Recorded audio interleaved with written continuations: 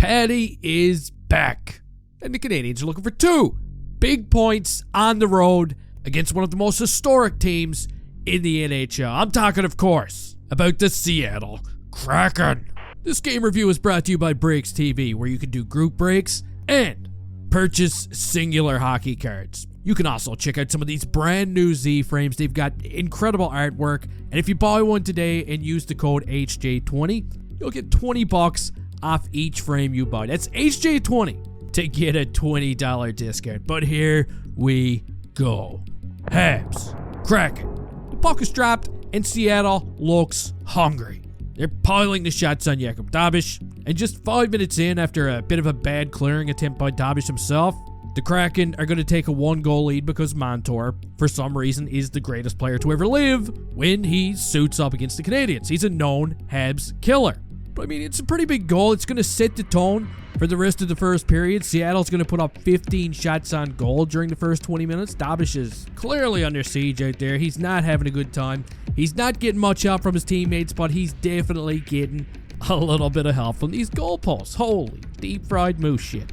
Moving on to the second period now, a much more eventful period. But once again, the Canadiens are going to get off to a brutal start when Dabish goes for yet another little adventure behind the net. And, what is this, deja vu? Tolvanen shoots it, same spot. He goes for the right pad area, and he puts the Kraken up by 2.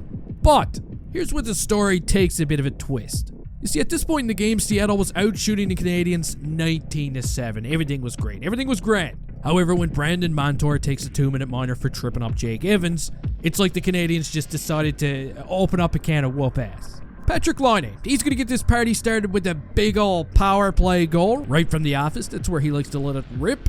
And just a few minutes later, during some 4-on-4 action, Patty's going to set up my little Newfie friend. That's Alex Newhook. And they're going to tie this game up at 2. Can you believe it? The boys, they're back. And they're not even done yet.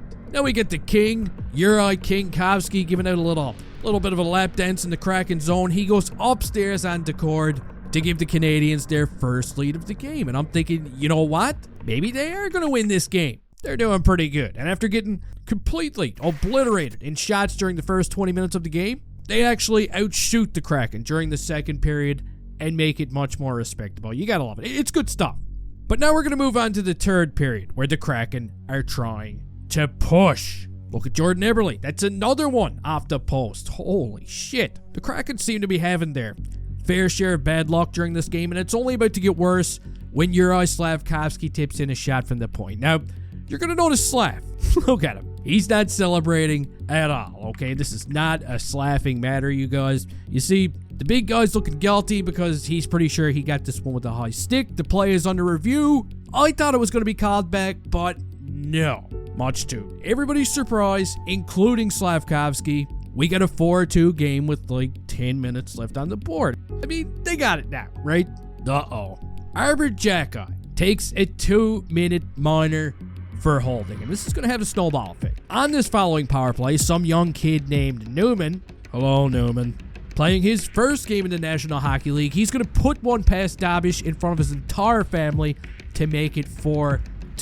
And I mean, this should be a good story, but we all know where this is going. Fast forward the time a little bit. Now we got 2 minutes remaining in the game, and now it's David Savard's turn to take a penalty. David Savard, come on down. He gets caught for a trip. I'm already losing my shit at this point. The Kraken are going right back to a power play. The goalie's pulled. It's a 6-on-4, and little Maddie, who's standing in front of the net, is going to tip home a Vince Dunn point shot. He's got the game tied up at 4. Oh my God. You got to give him some credit. It was a really nice comeback for the Kraken, but it was also a really dumb time for the boys to start taking penalties. Jeez.